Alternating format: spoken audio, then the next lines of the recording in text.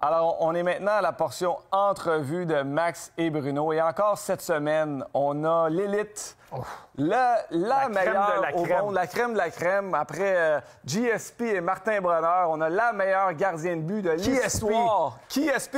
KSP. Yes. La meilleure goaler au monde de l'histoire du hockey. J'ai nommé Kim Saint-Pierre. Merci d'être là, Kim. Comment ça va? Ça va très bien, vous, les gars? Super. Très bien. Super. On est vraiment content de t'avoir. Premièrement, Kim, on veut savoir, là, dans le moment présent, tu es une fille avec beaucoup d'énergie, plein de projets. C'est quoi qui est sur la table? C'est quoi ton quotidien présentement? Bien, mon emploi à temps plein, c'est avec le programme Box, qui s'appelle BOKS. Alors, c'est une initiative de la compagnie Reebok. En fait, on promouvoit l'activité physique et on offre plein de ressources aux écoles partout au Canada, autant en anglais qu'en français, pour faire bouger les enfants là, au niveau des écoles primaires, parce qu'on sait que les enfants doivent être actifs au moins 60 minutes par jour. Donc, j'adore mon travail, je suis tellement passionnée, je peux partager mes expériences que j'ai vécues grâce à l'activité physique et au sport. Aussi, donner des formations aux professeurs, aux services de garde. Bref, je veux vraiment aider les enfants à découvrir l'activité physique. Alors, c'est une grande passion pour moi. Puis de voir l'impact qu'on a dans les écoles, surtout dans les moments comme on vit. Alors, c'est vraiment spécial. Et puis, en tout cas, j'espère que les jeunes découvrent l'activité physique puis en font toute leur vie. Là. Ah, c'est super intéressant. Écoute, je sais, ça fait déjà quelques années que tu fais ça, Box. Est-ce que ça a été quelque chose que tu as bâti avec Reebok ou c'est eux qui t'ont approché? On aimerait que tu embarques là-dedans. Comment ça s'est fait, cette association-là? Puis ton day-to-day avec ça, de tes journées, là, c'est quoi les choses pour toi? C'est sûr de faire bouger les jeunes, mais comment ça... C'est quoi ta journée avec Box? Bien, c'est ça. Suite à ma carrière de hockey, j'ai eu mes enfants un après l'autre, 18 mois de différence. Puis ça m'a mené à prendre ma retraite, bien évidemment, avec l'équipe canadienne. Et puis après ça, bien, c'est tout le temps un défi que les athlètes ont fait face. Ça va être quoi notre après-carrière? Qu'est-ce qui va nous motiver autant? Qu'est-ce qui... Tu sais, la compétition, c'était tellement fort au hockey. Donc, je voulais vraiment m'assurer de trouver un emploi là, qui me passionnerait autant. Donc, quand j'ai eu l'opportunité, j'ai joint le programme Box, donc qui a commencé en 2014. Et moi, je l'ai joint en 2016. Moi, ma région, c'est tout le Québec. Donc, à tous les jours, c'est d'essayer. Puis, dans le fond, le programme est gratuit totalement parce que c'est l'Agence de la santé publique aussi qui supporte le programme. Donc, moi, je veux faire connaître le programme Box. Donc, c'est d'envoyer les informations dans les écoles. Puis, une de mes parties préférées, c'est d'aller en virtuel ces temps-ci avec les enfants. Donc, soit que je fais bouger des écoles entières ou une classe à la fois.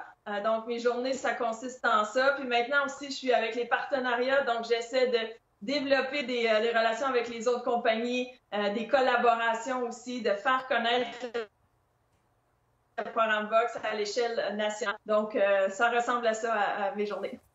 Bien, c'est génial comme programme. Est-ce que tu trouves que aujourd'hui, parce que je veux pas, étant jeune, puis on l'a vécu, notre génération un peu plus jeune, c'était peut-être un peu plus un réflexe d'aller jouer dehors. Est-ce que tu trouves que c'est un plus grand défi aujourd'hui de faire bouger les jeunes? Oh oui, moi j'ai 2 enfants, mais 2 garçons. Ils adorent bouger, alors j'ai pas à les forcer. C'est eux qui me forcent des fois. Là. Ils ont 7 ans et 9 ans. Mais tu sais, je vois l'accès à l'électronique, soit les téléphones, les iPads, les consoles de jeux vidéo. Chose que dans notre temps, moi j'avais juste un Nintendo, puis c'était pas vraiment attrayant. Donc c'est sûr que on doit redécouvrir ou redévelopper ce goût-là chez l'enfant de quand j'arrive de l'école, je m'en vais pas jouer sur ma console, je m'en vais au parc, tu sais, comme on prenait un ballon de soccer, on prenait nos bâtons de hockey. Donc c'est sûr que c'est pour ça, à travers les écoles, je trouve que c'est un excellent moyen de promouvoir l'activité physique. Les enfants passent parfois 8-9 heures à l'école si on compte les heures en service de garde avant les cours et après l'école aussi, l'heure du dîner. Donc, il y a tellement de belles choses qui se passent dans les écoles au Québec, des professeurs d'éducation physique engagés, même les professeurs en classe qui commencent à ajouter des minutes d'activité physique. Et puis, tout ça fait une différence sur la santé mentale des enfants et la performance scolaire aussi. Plus moins on a de stress, moins on a d'anxiété grâce au sport, ben ça fait que l'enfant performe mieux à l'école. Donc, c'est un peu ça aussi le but du programme Box, d'aider les enfants à aussi performer là, une fois qu'ils font leurs examens. C'est tellement important parce que tu le mentionnes, les professeurs aussi embarquent. Moi, on a été témoins cette année d'avoir les enfants à la maison. J'ai 3 enfants. Bruno en a 3, t'en as 2. Puis OK, là, t'es Zoom, admettons, l'élève a 7 ans, 8 ans, première, deuxième année. Puis là, les professeurs, je les voyais là, devant leur ordinateur. OK, on se lève, puis là, ils chantaient des chansons. C'est pas facile. Alors, je pense qu'il faut vraiment leur donner du crédit parce que c'est important. Un adulte normal, je pense que c'est 50 minutes, un temps de concentration ultimum, que tu peux. Imagine un enfant. Donc, bravo, professeur, pendant cette crise-là. Là. Je pense que tu peux en témoigner toi aussi. C'est ton travail. Tu les aides à faire ça. Donc, bravo. Kim, j'aimerais parler un petit peu de ta transition. Tu l'as mentionné tantôt. Toi, ça a fait partie un peu avec boxe, avec bouger. Est-ce que tu as eu de l'aide? Parce que moi, je l'ai vécu, ça fait 2 ans. Bruno, 3-4 ans aussi, ta transition du joueur de hockey. Est-ce que tu as pensé rester dans un rôle de hockey, faire coacher, quelque chose comme ça, ou tu t'es dit, je veux faire d'autres choses? Bien, le hockey, ça a toujours été ma grande passion. Donc, quand j'ai terminé mon congé de maternité, c'est sûr que j'aurais aimé ça, rester impliquée dans le monde du hockey. Sauf que les opportunités, tu sais, le coaching, c'est pas vraiment quelque chose qui m'intéresse. J'adore enseigner ou entraîner les gardiens de but, mais au niveau du hockey féminin, c'est pas très, très payant. Donc, puis en plus, avec ma carrière avec Hockey Canada, on n'a pas été payé non plus. Donc, tu sais, je partais vraiment à zéro. Fait qu'il fallait que je me trouve un emploi qui allait m'aider là, à compléter les fins de mois. Alors, tu sais, pour moi, c'était vraiment de trouver quelque chose qui pourrait me passionner. Puis ça a été long avant de trouver ça, mais c'est sûr que le hockey reste ma grande passion. Là, j'ai la chance, avec boxe, de pouvoir plus d'activité physique, mais avec Hockey 360 à RDS, de reconnecter avec le milieu du hockey. Puis, tu sais, j'adore ça. J'ai commencé en janvier, puis c'est une grande passion de tout suivre l'actualité, ce qui se passe au hockey. Alors, un jour, je rêve qu'il va y avoir la même chose pour le hockey féminin, qu'il y a une ligue professionnelle, puis qu'on puisse en parler autant. J'aime ça parce que tu mentionnes souvent le mot passion. Puis c'est ça la plus belle affaire, c'est que tu trouves quelque chose qui est capable de remplir ça. Puis c'est sûr que ça n'a pas la même intensité que quand tu jouais, mais de retrouver quelque chose qui te passionne. Mais question fan un peu, parce que tu as embarqué, là, tu t'es joint à nous à l'équipe d'RDS, puis tu es vraiment bonne. Est-ce que c'est naturel? Est-ce que tu as tout le temps été comme ça, puis toi, c'est facile de parler devant les gens ou de parler devant la caméra, ou c'est quelque chose que tu as dû préparer et travailler pour être capable d'arriver là? Ah ben, j'essaie de m'améliorer. Je demande toujours des conseils, mais tu sais, c'est en vous regardant, les gars, en regardant Elle sait quoi pas faire. Elle nous regarde, il ne faut pas que je fasse ça. Fait que là... Elle regarde Max, puis là, elle se dit, c'est beaucoup plus Max que Bruno, admettons. Mais bon, en tout cas, ça, c'est d'autres choses. Excuse-moi, vas-y. Non, mais c'est pas facile, puis je sais que sûrement vous l'avez vécu à vos débuts aussi à RDS. On est à l'aise avec notre casque de hockey puis notre équipement, puis le hockey, c'était notre zone de confort, c'était facile, c'était notre expertise. Tandis que là, on se retrouve à la caméra, on s'habille différemment, il faut se préparer différemment aussi. Fait que, tu sais, je dois avouer que je passe beaucoup de temps à me préparer, à poser des questions, à suivre ce qui se passe, mais c'est un peu comme au hockey. Plus tu gagnes l'expérience, plus tu es confiante aussi dans les choses que tu dis ou dans tes commentaires, dans ton analyse. Mais je dois avouer que j'y prends goût, puis là, je me sens beaucoup mieux devant la caméra. Ah, ben t'es très, très bonne. Bruno a raison. Puis, tu sais, moi, ce que je trouve différent de ça, c'est que quand tu joues au hockey, c'est ça que ta passion, t'aimes faire. Et de match en match, si tu marques un but, fais une passe, c'est ta performance. Le lendemain, tu peux être meilleur. Mais là, en télé, c'est ton français qui est analysé, c'est d'autres choses. La préparation est vraiment différente. Il faut que tu ailles l'actualité, il faut que tu ailles faire tes recherches. Puis je pense que tu es très bien préparé. Puis félicitations, tu es très bonne. C'est rafraîchissant, puis bravo. Kim, j'aimerais que tu me parles, on va parler d'hockey un petit peu. Là, dernièrement, le 24 juin 2020 a été une date, je pense, très spéciale pour toi. Tu as été nommé au Temple de la renommée du hockey, la première gardienne de but féminin dans l'histoire. Raconte-nous un petit peu comment ça s'est passé pour toi et est-ce qu'il y a quelque chose d'organisé pour... je sais que c'est le temps de COVID, malheureusement, tu n'as pas pu aller là-bas, il n'y a pas eu de cérémonie, mais comment tu as vécu ça? Puis s'il y a quelque chose d'organisé dans personne? Pour l'instant, on sait la cérémonie habituellement c'est au mois de novembre. Donc, au mois de novembre dernier, ça a été annulé. Et puis là, selon les dernières discussions, ça serait novembre prochain parce qu'on sait qu'ils n'ont pas ajouté de nouveaux membres là, en juin dernier. Donc, ça serait notre cohorte de 2020 qui serait intronisée officiellement là, en novembre prochain. Mais on sait qu'en Ontario, ça va pas très bien. Alors, j'espère que ça va se replacer, là, pour pas qu'on fasse ça en virtuel, parce qu'il paraît que c'est toute une fin de semaine d'activité. Puis pour moi, quand je l'ai appris, c'était tellement spécial. Oui, j'entendais mon nom à l'occasion, mais il y a tellement de femmes de hockey là, qui méritent leur place au Temple de la Renommée. Et puis, moi, je l'ai seulement appris là, 10 minutes avant que l'annonce officielle sorte sur RDS, TSN. Donc, j'étais sur un terrain de golf. C'était la journée de la Saint-Jean-Baptiste. Je travaillais pas. Mais moi, j'étais avec mes enfants puis mon mari. Donc, de recevoir un téléphone de 416, là, je suis comme, OK, ça vient de Toronto. Et là, j'ai pris le téléphone, puis c'était M. Lanny McDonald. Et là, je suis allée me cacher dans l'auto. Puis là, je pense, je me souviens même pas qu'est-ce qu'il me dit. Là, c'était vraiment spécial de faire partie des meilleurs de tous les temps dans ton sport, d'être la première gardienne de but. Quand il me l'a annoncé, je savais même pas. Je savais que j'étais la 8e, mais quel honneur. Puis pour moi, là, c'est une occasion de continuer à promouvoir le hockey féminin, à faire croire aux jeunes filles là, que le hockey, ça peut être un sport qui devient professionnel. Puis pour moi, ça m'a tellement apporté dans ma vie. Donc, c'est tout un honneur là, que je partage, bien sûr. Hein, on le sait, avec toutes mes coéquipières, tous les entraîneurs. Puis même, j'ai joué mon hockey mineur avec les gars jusqu'à 18 ans. Fait il y a tellement de monde qui ont eu un impact positif sur ma carrière. Donc, c'est à tous ces gens-là que j'ai une pensée spéciale et puis je les remercie là, de m'avoir aidé à atteindre les plus hauts sommets. Bien, félicitations encore. Puis la première, mais j'espère la première de plusieurs. Tu sais, si ça peut continuer là-dedans, créer une espèce de rythme dans cette direction-là. Tu as l'air de bien saisir l'ampleur de la chose parce qu'elle est au Temple de la Renommée. Est-ce que ça a été dur pour toi je ne dis pas d'avaler la pilule, mais de réaliser ce que c'était? Parce que, veux pas, tu étais sur d'autres projets, la vie continue à avancer. Puis de réaliser l'ampleur que ça a, puis que c'est quelque chose que tu vas pouvoir raconter. Je ne sais pas si tes garçons le comprennent là, présentement, mais ils vont éventuellement comprendre l'ampleur de tout ça.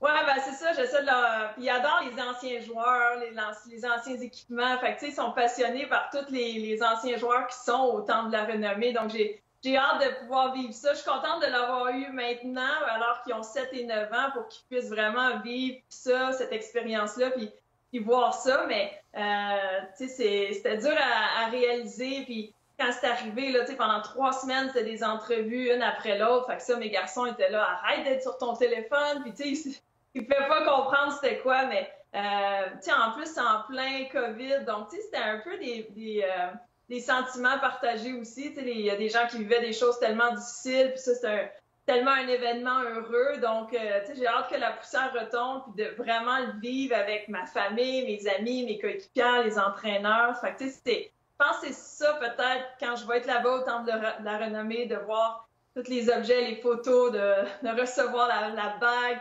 Je pense que c'est là, peut-être, que je vais plus le réaliser, mais pour l'instant, on dirait que c'est encore un petit peu loin. Tu parles de tes garçons avec beaucoup de passion, c'est sûr. 2 petits joueurs de hockey que j'ai rencontrés, c'était l'hiver passé, je crois, ou le 2 hivers, ça va vite, en COVID, on ne le sait pas. Mais est-ce que, je sais qu'ils jouent au hockey, est-ce qu'ils ont pensé être gardien de but? Est-ce qu'il y en a un qui aimerait ça, être gardien de but comme toi?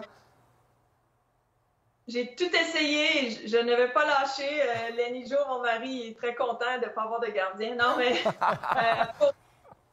pour moi, quand j'ai commencé à jouer, mon père, ça a été un joueur de hockey. Il a été repêché par les Rangers de New York. Il n'a pas eu la chance de jouer jusqu'à la Ligue nationale, mais c'était un défenseur. Puis, moi, j'ai pris goût à être gardienne de but juste en regardant l'équipement qui n'était pas attrayant dans mon temps. C'était tout brun.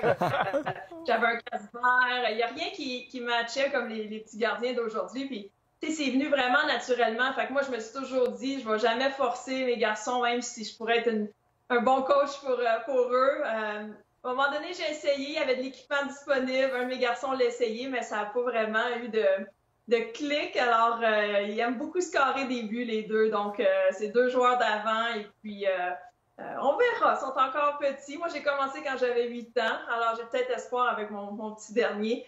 Mais des voir jouer au hockey, vous avez la chance de le voir aussi, c'est incroyable. Ça me fait penser un peu à tout ce que mes parents ont vécu à travers ma carrière. J'ai la chance de le vivre à travers les yeux de mes enfants. Là, donc, c'est vraiment spécial.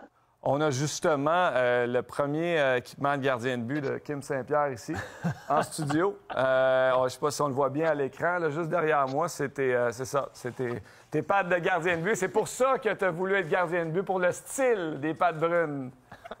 Bien, ça ressemblait à ça, les pads. Hein? Peut-être pas les patins, là, mais les pads, le bouclier, le gant. Puis c'était prêté par le hockey mineur, puis il y avait même des petits morceaux de poing là, qui sortaient des pads. Alors, l'évolution de l'équipement de gardien de but, c'est incroyable. Là. Cette année, dans l'équipe de Liam, mon plus vieux, il y avait 9 petits garçons, puis c'était le fun parce que la gardienne, c'était une petite fille, fait que c'était la seule fille de l'équipe, donc c'était le fun aussi de vivre ça de cette façon-là. Je veux savoir, Kim, parce que tu parles de l'évolution de l'équipement, et c'est vrai que l'équipement a vraiment grandement évolué dans les dernières années, comme la position. La position de gardien, c'est la position qui a le plus évolué quand on regarde les 15-20 dernières années. Ça a tellement changé, ça a tellement évolué. C'était comment de votre côté avec l'équipe nationale? C'était qui le groupe d'entraîneurs ou tout ce qui vous aidait au niveau technique? On entend parler souvent des François Allaire, Benoît Allaire, les écoles de hockey, tout ce qui se passait au niveau des professionnels chez les garçons. Mais au niveau des femmes, l'équipe nationale, comment ça s'est passé, ce développement-là?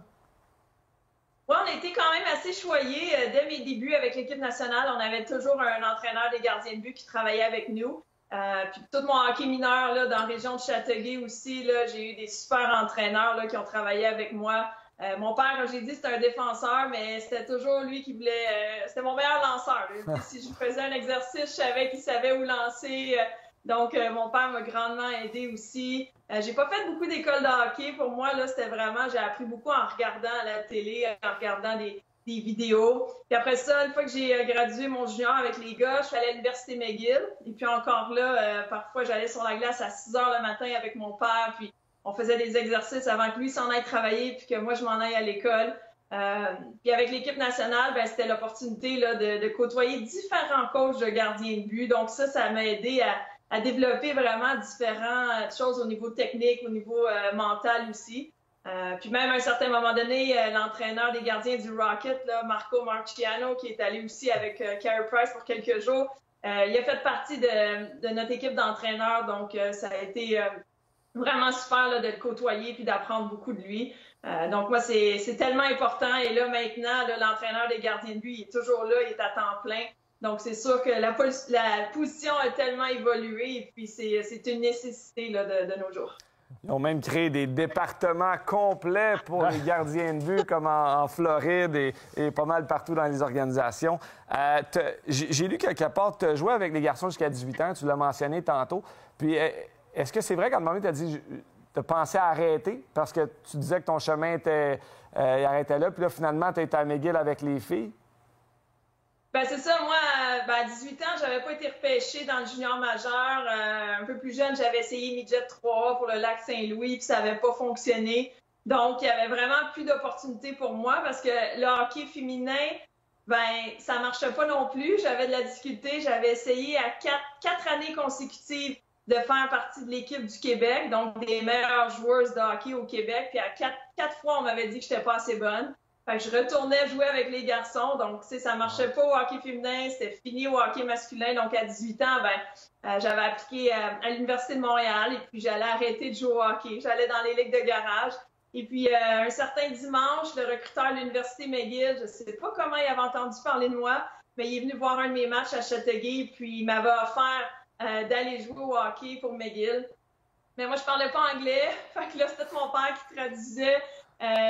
Tu sais, quand il m'avait dit c'est pour aller jouer au hockey féminin, j'ai dit à mon père, je veux rien savoir. Tu sais, le hockey féminin, ça fonctionnait pas, même si je jouais au plus haut calibre du hockey masculin dans le 2A, souvent dans l'élite. Je sais pas pourquoi, j'avais peur du hockey féminin, ça fonctionnait pas pour moi. Mais d'un autre côté, tu sais, le hockey, on aime tellement ça, je me dis pourquoi pas. Alors, j'ai réussi à apprendre l'anglais, je me suis fait des amis parce qu'il y a personne de mon cégep qui s'en allait là. Et j'ai réussi, tu sais, ça m'a pris au moins 2 à 3 mois, là, les filles vont vous le dire, de mon équipe de McGill. Tu sais, j'allais sur la glace, je pratiquais, puis je m'en allais aussi vite parce que c'était tellement dur de transitionner du hockey masculin qui était du très haut niveau au programme de l'Université McGill qui commençait là, à avoir de meilleures filles qui jouaient. Mais ça a été la décision qui a changé ma vie. Suite à ça, l'équipe nationale m'a appelé. Donc, j'ai fait l'équipe nationale avant de faire l'équipe du Québec. J'ai réussi à apprendre l'anglais. C'est là que j'ai rencontré mon mari avec qui j'ai mes 2 enfants. Donc, ça a été vraiment la décision là, qui a changé ma vie et qui m'a permis de jouer là, à peu près 15 ans avec l'équipe nationale. Fait que de sortir de ta zone de confort puis te lancer dans l'inconnu, tu as ouvert une porte qui a changé complètement ta vie. Ben, c'est ça, tu sais, parfois ils disent OK, fais le tableau des positifs puis des négatifs, puis après ça, tu choisiras. Mais moi, le seul positif qu'il y avait, c'était le hockey. Mais ça a été assez fort pour me dire, tu sais, j'essaie, je pense que c'est grâce à mes parents. Tu sais, ils ont dit le pire des choses qui peuvent arriver, c'est que tu lâches le hockey, mais j'avais l'opportunité d'aller dans une grande université comme McGill aussi.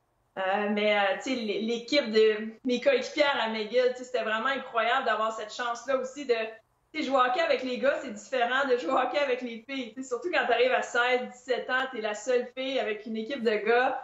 Vous l'avez vécu, hein? Ils se parlent, ils se disent des choses dans les vestiaires. Fait que, à un moment donné, ça devient un peu difficile aussi d'être la seule fille dans une équipe de gars. Alors là, d'avoir la chance de jouer avec une équipe de filles aussi, ça a été vraiment incroyable pour moi. Et puis, plusieurs de mes meilleurs amis, là, que c'est mes coéquipières de l'Université McGill. Donc, ça m'a apporté un bac universitaire incroyable, des amis, puis une chance de continuer le hockey. Donc, quelle bonne décision. Il ne faut pas toujours se fier au tableau des positifs et négatifs. Parfois, il faut faire face à ses peurs, puis c'est ça qui nous amène tellement de belles choses par la suite. Il faut se lancer. Persévérance et intuition. Je pense que c'est le mot du jour. Écoute, je regarde tes statistiques en carrière. Là. 3 médailles d'or olympiques, 5 médailles d'or au championnat mondial de hockey féminin. C'est quand, à ton avis, que tu es devenue Kim Saint-Pierre? Tu sais, la gardienne qui vient d'être intronisée au Temple de la Renommée, c'est quand là, que ça a fait comme, OK, wow, c'est-tu ta première médaille d'or aux Olympiques? C'est quoi ton moment là, que tu as dit, OK, là, je suis Kim Saint-Pierre? J'ai jamais eu cette question-là, c'est bon.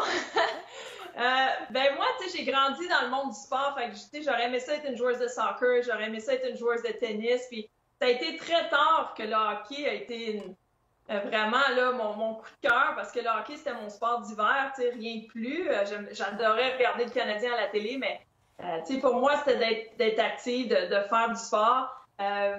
Par la suite, au début, avec l'équipe nationale, ça a été quand même difficile. J'ai fait l'équipe en 99, mais ça a pris 2 ans avant que j'obtienne le poste de gardien de but numéro 1, donc au championnat du monde de 2001. Et après ça, ça a été l'année olympique. Donc, c'est vraiment là, quand j'ai reçu ma médaille d'or aux Jeux olympiques de 2002, là, ça a comme... J'ai commencé à réaliser que c'était gros puis que c'était incroyable là, ce que l'équipe en 2002 avait réussi à faire. On avait fait face à tellement d'adversité. On avait perdu nos 8 matchs préparatoires contre les Américaines. Et là, on se présente à Salt Lake City. Et puis, on réussit à gagner 3-2. Et comme je le disais tout petite, là, je rêvais d'aller aux Olympiques dans tous les sports. Donc, finalement, de réaliser mon rêve et de cette façon-là, avec une équipe incroyable aussi, c'est là que, en recevant la médaille, là, j'ai dormi avec parce que je voulais vraiment savourer chaque moment là, de cette précieuse médaille. Est-ce que, parce que tu parles de savourer l'après, puis des fois, comme athlète, c'est pas mal plus facile de savourer une fois que c'est terminé, puis une fois que tu l'as atteint ta médaille, mais c'est particulier, les Olympiques. Est-ce que tu as été capable d'apprécier le tournoi, tu sais, des cérémonies, puis du village, des athlètes, le reste qu'il y avait autour, ou tu étais dans ta petite bulle, toi, c'était juste l'aréna, ton lit, l'aréna, ton lit, puis that's it, tu étais concentré sur la médaille? Ben, c'était pas mal ça pour les premiers Jeux. Qu'est-ce qui est vraiment extraordinaire, c'est quand tu fais partie des cérémonies d'ouverture parce que c'est quelque chose qu'on voit, tu sais, en tant que petit garçon, petite fille, on regarde les cérémonies d'ouverture, puis là, tu vois l'équipe Canada. Donc, ce moment-là, je m'en souviens encore, c'était assez impressionnant. Mais une fois que ça a été fini, ça a été seulement le hockey dans ma tête parce que, tu sais, je savais que c'était trop important, qu'il y avait 5 matchs à jouer. Je ne voulais pas perdre cette chance-là de... Oui, j'étais déjà aux Jeux olympiques, mais pour nous, l'équipe Canada, on voulait juste aller chercher la médaille d'or. Fait que je voulais m'assurer vraiment là, de donner tout ce qu'on pouvait. Puis on savait qu'en perdant nos 8 matchs préparatoires, là, il n'y avait pas beaucoup de place on pensait pas vraiment qu'on pouvait gagner parce que l'équipe américaine était tellement forte. Puis quand j'ai eu l'appel de Daniel Sauvageau pour me dire « Kim, c'est toi qui va commencer la finale des Jeux olympiques », Hey, là, j'ai presque pas dormi. Là, là, c'est mon rêve qui devenait réalité de devenir championne olympique. Mais quelle équipe qu'on avait. Tout le leadership qu'on avait m'a permis de me donner cette confiance-là que j'avais besoin pour entamer une finale olympique. Je pense qu'on a eu 14 punitions contre notre équipe. Encore une fois, tellement d'adversité, mais on réussit à trouver une façon de gagner. Donc, ça a été spécial. Puis après ça, il restait 3 jours. Fait que c'est là, une fois que ta compétition est finie, là, tu peux faire ce que tu veux. On est allé voir la finale des hommes aussi, qui avait remporté une victoire contre les Américains. Donc, ça a été là, de profiter là, jusqu'à la toute fin et la cérémonie de clôture, bien évidemment. Un de mes matchs préférés que j'ai regardé, cette finale-là en 2002, des hommes, là, les femmes aussi. Mais les hommes, le fameux match, là, je rappelle, Mario Lemieux qui avait laissé glisser la rondelle entre ses patins, c'était... Mais je veux juste savoir, par exemple, Kim, si tu veux mentionner ça, puis pour avoir été dans des équipes, on le sait, des fois, il y en a qui c'est des leaders sur la glace, dans la chambre, préparation. Mais tu as tout le temps des leaders quand vient le temps d'avoir du bon temps. Tu as différents leaders qui se lèvent. J'en ai un à côté de moi. Mais qui se lèvent quand c'est... C'est qui a pris le lead de l'équipe Canada quand il a eu le temps de savourer ces 3 dernières journées-là quand la médaille était dans la poche? Ben c'est un peu... il y avait différentes générations. Comme moi et Caroline Ouellette, on était dans les plus jeunes. Puis les plus vieilles comme Vicky Sonohara. Il y avait Hayley Wickenheiser. Donc, un peu chacun parti de son bord. Il y avait des familles aussi qui étaient là. Il y en a qui choisissaient d'aller voir différents sports. Mais c'est sûr que le soir, on se retrouvait. Puis il y avait la Maison du Canada aussi. Donc là, c'est une place pour aller festoyer aussi. Mais une fois que tu deviens championne olympique, là, c'est incroyable. Donc dès qu'on avait un moment là, en tant qu'équipe, là, on célébrait... aussi dans le vestiaire après le match, là, vous savez comment ça se passe. Oui. Mais t'es tellement sur un nuage.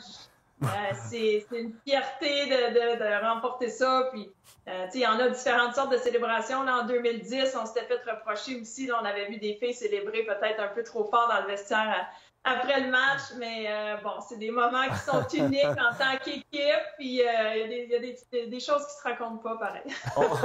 On a justement des photos de ces célébrations. Écoute, Kim, c'est drôle parce que quand on parle de hockey féminin, on pense à 2 puissances, le Canada et les États-Unis. Parle-moi de la relation de ces 2 équipes, une envers l'autre. Est-ce que tu as eu des amitiés qui se sont créées ou c'était vraiment juste de la haine entre les 2 pays, entre les 2 équipes? Ben c'est la plus grande rivalité, là, une des plus grandes rivalités dans le monde du sport. Puis, c'est une chance que le Canada et les États-Unis sont là pour... C'est ça qui a aidé à amener le hockey féminin vraiment là, attrayant pour les gens pour regarder. Puis oui, on veut de la parité, on veut que les autres équipes, les autres pays là, joignent la parade. Mais je dois avouer, au début, là, c'était super intimidant de jouer contre les Américaines. Mon premier match, c'était 3-0 après une période. Daniel Sauvageau m'a retiré du match. Puis je me sentais tellement petite dans mes culottes. J'ai dit, j'aurais plus de chance. C'est intimidant au début de jouer contre elle. Puis par la suite, on se rend compte que c'est tellement un grand respect qu'il y a entre les 2 pays. Les filles s'entraînent aussi fort. Puis on sait qu'on est là pour développer notre sport. Et au hockey féminin, de la façon que ça fonctionne, c'est que toutes les filles vont à l'université. Donc, il n'y a pas beaucoup de filles qui restent au Canada. La plupart s'en vont jouer dans la NCAA aux États-Unis. Donc, les Canadiennes côtoient beaucoup les Américaines.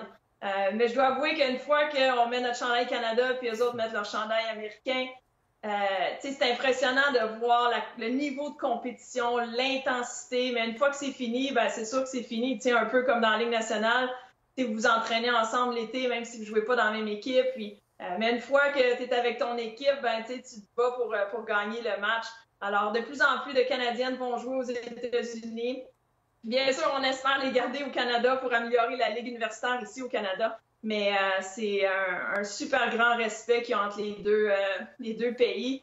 Et même là, avec la création de l'Association professionnelle des joueuses, la PWHPA, c'est toutes les Canadiennes et les Américaines ensemble qui se battent pour la création d'une ligue professionnelle. Donc, encore là, on travaille ensemble pour notre vision commune. Quand c'est le temps de jouer puis de démontrer ce que le hockey féminin peut faire, on met nos meilleurs atouts sur la glace. Donc, je pense que c'est ça qui est important. On a eu la chance, on a eu Natalie Spooner l'année dernière à Max et Bruno, puis j'ai côtoyé Natalie Spooner et Amanda Kessel quand j'étais en Ontario là, pour Battle of the Blades, puis ils me parlaient beaucoup de ce qui se passait. Puis c'était deux joueuses qui tranquillement approchent la retraite, donc de sacrifier une saison, c'était pas évident, mais c'était pour le meilleur du sport. Ça en est rendu où, ça? Parce que j'ai eu la chance d'aller voir des matchs du Dream Gap Tour qui appelait avec l'Association des joueuses. Tellement impressionné du niveau d'intensité. Je capotais. J'ai adoré regarder ces matchs-là sur place. Moi, je trouvais ça génial.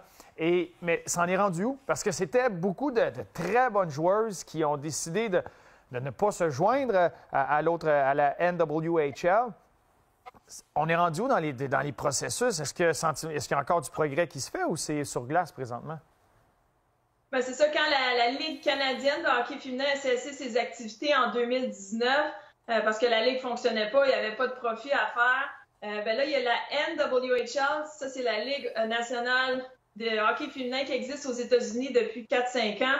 Celle-là a continué d'exister. Sauf que là, c'est ça, les filles, tu sais, depuis même 2002, là, quand on a gagné la médaille d'or, j'ai dit, c'est ça qui va débloquer le hockey féminin, puis qu'on va en arriver à une ligue professionnelle. Mais là, on est rendu en 2021, puis c'est pas là encore. Fait il fallait un groupe de leadership incroyable pour dire, OK, on met tout notre pouvoir ensemble pour que là, on la développe, notre ligue de hockey professionnelle. Donc, toutes les joueurs de l'équipe nationale américaine et l'équipe nationale canadienne, ils ont boycotté la ligue aux États-Unis parce que eux, ils voulaient vraiment passer par la Ligue nationale et Gary Bettman pour essayer d'avoir le support des équipes de la Ligue nationale qui pourraient nous aider à démarrer la ligue professionnelle de femmes. Un peu comme la ligue de basketball, la NBA, ils ont aidé à créer la WNBA qui connaît énormément de succès. Donc, on s'est dit, pourquoi pas répliquer cette façon de faire les choses. Et puis, comme tu le disais, Bruno, avec le Dream Gap Tour, c'est là qu'on a commencé, que les filles ont commencé à se promener un peu partout et à faire des matchs. À cause de la COVID, on dirait que l'élan a ralenti parce que les matchs ont été annulés et puis tout a été cancellé. Mais là, on voit que ça renaît. Il y a beaucoup d'équipes de la Ligue nationale qui ont démontré leur sport. Il y a même des joueurs qui portent des chandails avec la PWHPA dessus. Donc là, je pense que c'est de bon augure. Le talent est là. Les filles s'entraînent fort. Le timing est parfait. Donc, il s'agit juste d'avoir du support monétaire des commanditaires pour partir cette ligue professionnelle-là. Mais c'est sûr que ça se passe pas du jour au lendemain, mais je pense que les bonnes personnes en charge qui s'en occupent. Et on verra par la suite si la Ligue nationale, c'est la façon pour cette ligue-là d'être créée.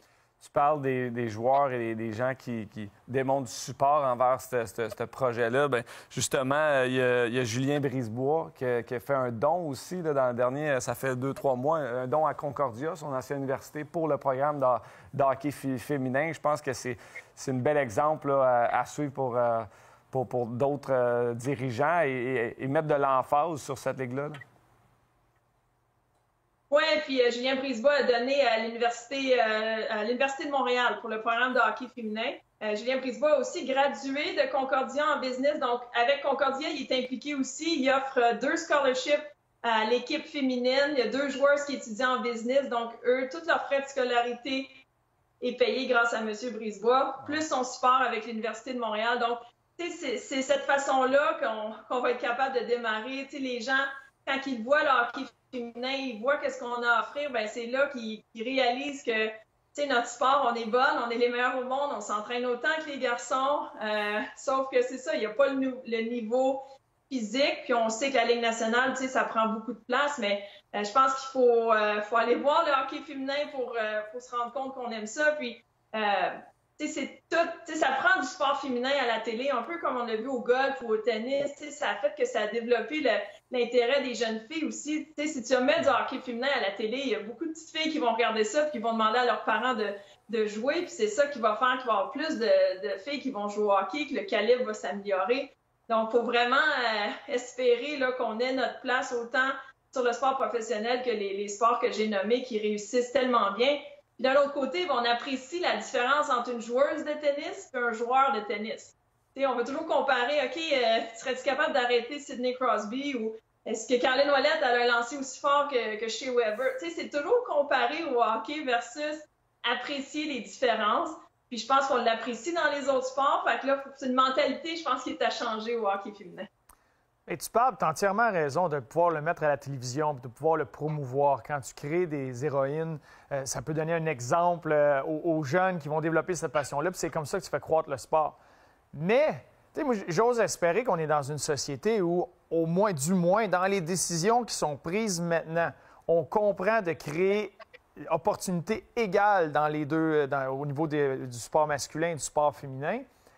Mais quand tu vois une nouvelle comme le championnat du monde qui a été cancellé à Halifax, les championnats féminins qui sont cancellés, j'ai vu les témoignages des filles sur les médias sociaux qui attendent depuis des années, Colin, que ces matchs-là aient lieu, qui s'entraînent, qui essaient d'avoir une compétition devant eux pour justement pouvoir jouer, renouer avec l'action. Ça, c'est cancellé, c'est tassé du revers de la main, puis on verra. Puis pendant ce temps-là, au niveau masculin, le championnat du monde des moins de 18 ans a changé de ville, ont trouvé une solution. Et les championnats, ça continue comme si c'était normal. C'est quoi la réaction que tu as? Puis pourquoi ça arrive, ça? Est-ce qu'il y a encore une fois, il y a un certain manque de leadership? Est-ce qu'il y a des gens qui ne sont pas dans la bonne chaise, à la bonne place pour prendre les bonnes décisions? Bien, c'est ça. Pour nous, on se bat pour l'équité. On ne demande pas l'équité au niveau des salaires. On demande surtout l'équité au niveau du respect de notre sport, au niveau du temps de télévision. C'est vraiment d'offrir autant d'opportunités aux femmes qu'il y a pour les hommes. Le championnat du monde là, qui vient d'être annulé à Halifax, il était annulé l'année passée aussi. Donc, les femmes, leur dernier match dans un championnat du monde, c'était en 2019. Pour moi, ça n'a aucun sens qu'on n'ait pas pensé à une autre solution ou qu'on n'ait pas offert autre chose aux femmes. Même chose pour l'équipe des moins de 18 ans, de l'équipe féminine. On a cancellé le championnat du monde cette année sans prévoir une autre date. Donc, il y a un problème à quelque part. Peut-être que c'est au niveau de la Fédération internationale de hockey sur glace d'offrir des opportunités d'emploi, peut-être justement pour s'occuper davantage du hockey féminin. Mais c'était trop facile, on dirait, d'annuler le championnat cette année. Ce qui était dur pour les filles, les joueuses de hockey, c'est de ne pas avoir une date. Fait que là, les filles sont toutes retournées chez elles. C'est dur de trouver la motivation de s'entraîner pour dire, OK, ça va être quand là qu'ils vont nous remettre notre championnat? Ça va être au mois d'août, ça va être au mois d'octobre. Donc, s'il y avait eu annulation, puis on avait prévu déjà un plan B, qu'il y a une opportunité pour les filles, tant mieux. Mais encore une fois, on dirait qu'il n'y a jamais de plan B ou il n'y a jamais d'intérêt pour le hockey féminin. Puis c'est ça qui est triste à voir puis qui est très frustrant pour les joueuses. Oui, Kim. Puis pendant ce temps-là, c'est frustrant parce qu'il n'y a pas de date. C'est extrêmement difficile en tant qu'athlète de s'entraîner sans savoir c'est quoi la date. Après ça, tu t'entraînes si fort pour être capable d'atteindre ton sommet personnellement et en équipe avant un tournoi qui est cancellé à la dernière minute. Okay?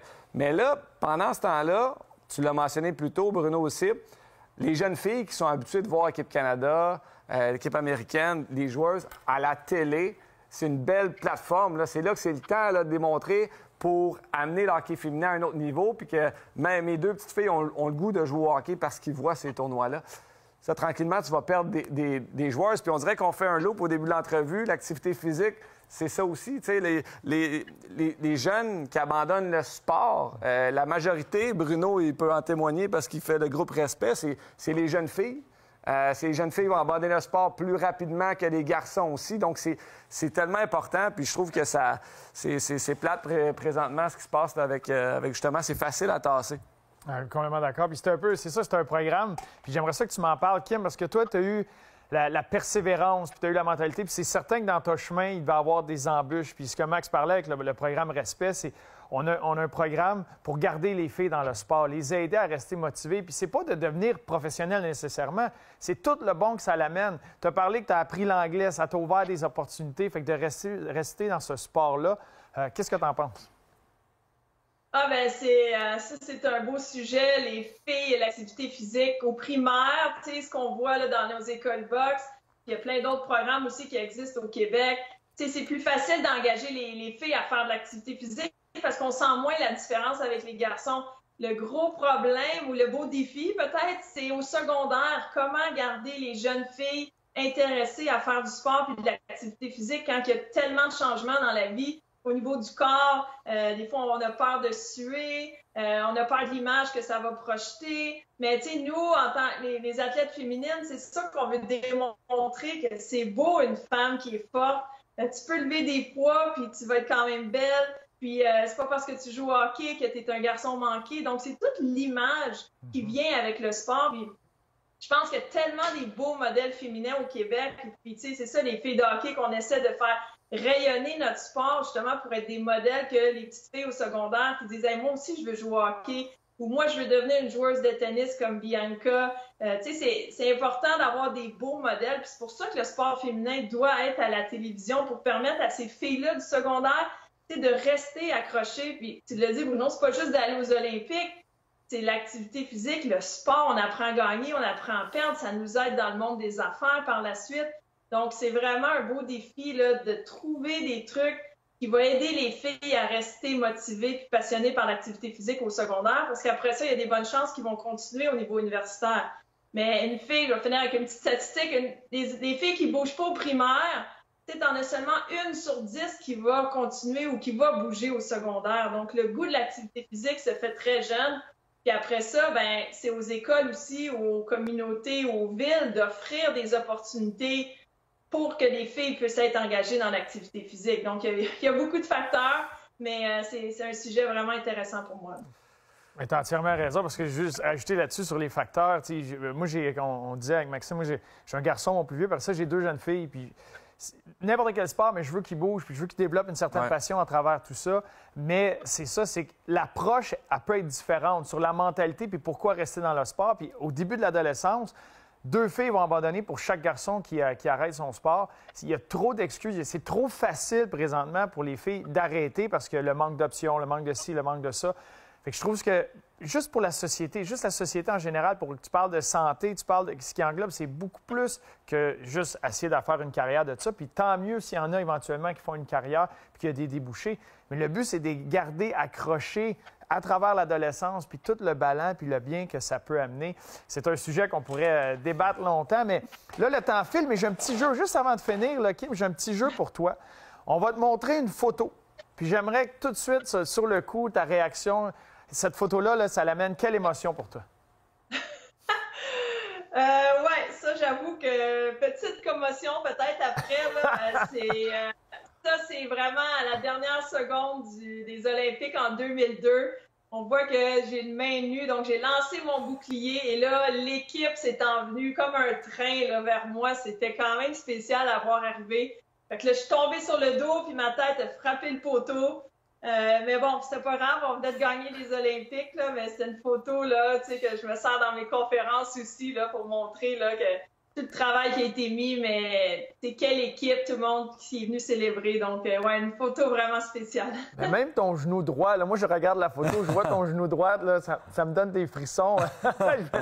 Mais ça, c'est une tradition. Ouais. Il me semble être goaler. Moi, je ferais signer mes joueurs. On gagne de quoi? Non, non.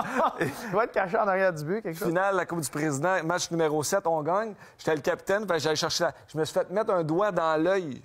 Et puis, on retournait en avion de l'Élysée à Gatineau après avoir remporté la Coupe. J'avais une patch sur l'œil.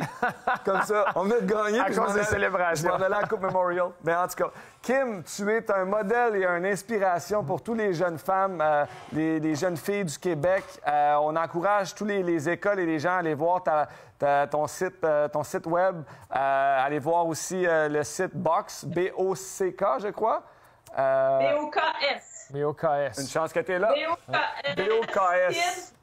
Il y en anglais et en français, puis on offre les ressources pour toutes les écoles là, partout au Canada. On va continuer à bouger. Fantastique. Bien, merci beaucoup, Kim. C'est super apprécié pour ton temps.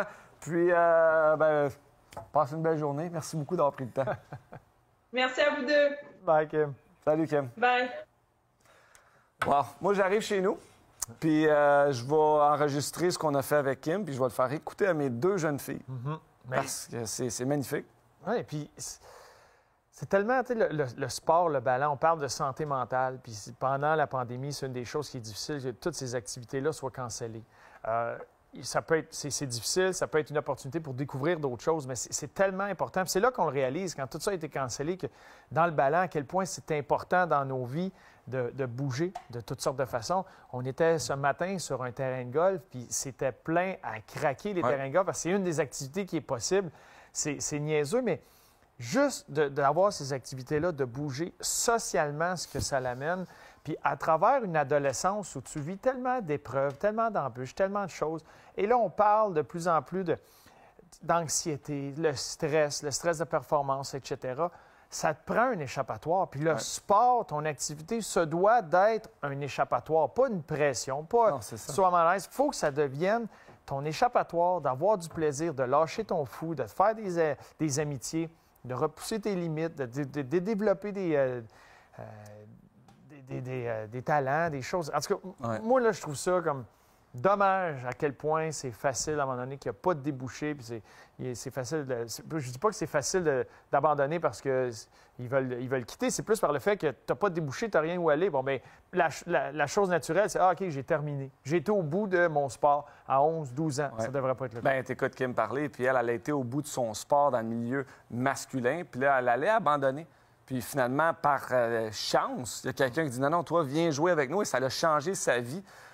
Donc, écouter son intuition, puis ne jamais abandonner. Je pense que c'est important aussi, repousser les limites. Puis je suis un exemple de l'adolescent que si le hockey, le sport d'équipe, mes chums, comme toi, Bruno, tu étais là, tu en faisais partie, bien, ça m'a gardé sur le droit chemin parce que j'ai fait un sport d'équipe, mais j'avais mes bodies à gauche, à droite. Puis j'avais aussi, j'allais à l'aréna, c'était mon échappatoire, donc je dépensais de l'énergie. Puis j'ai rencontré des gars comme toi qui ont fait sortir le mieux de moi. Merci, Max. C'était un plaisir. Wow. C'était un plaisir. Mais tu développes une passion, tu côtoies du monde qui ont la même passion, qui poussent dans la même direction. Puis tu as raison. Ça, c'est un autre aspect au niveau de l'adolescence. C'est quand tu as un objectif, quand tu as un but, quand tu as ton sport d'équipe, tu as un sentiment d'appartenance à quelque chose. C'est ça. Tu développes cette discipline-là que si tu n'as pas, que c'est facile de laisser aller les choses. Puis tu vas dire des fois par tes professeurs, ton coach, tes parents, bien, si tu n'as pas des bonnes notes, tu ne pourras pas jouer tes matchs, des choses comme ça. Donc, tu as toujours... Tu sais, ça t'amène un petit peu pas de la pression. Parce que là, une discipline. C'est exactement le mot que je cherchais, parce que quand c'est fait avec pression, c'est là que ça devient dangereux. Mais Kim Saint-Pierre a le meilleur exemple. Souvent, elle dit le mot passion, que ce soit dans son nouveau travail ou dans sa carrière de joueuse. Donc, très intéressant, Bruno. Ah oui, c'était un grand plaisir. Merci à Kim. Oui. Elle est très, très bonne. Elle fait ça depuis janvier, là. C'est très, très... c'est une collègue extraordinaire. C'est une douée. Une douée. Oui, mais ça a été le fun. Oui. Nous autres, on se reparle la semaine prochaine. Oui. Ah, pourquoi pas? J'ai déjà très hâte. Ah, moi aussi. À bientôt.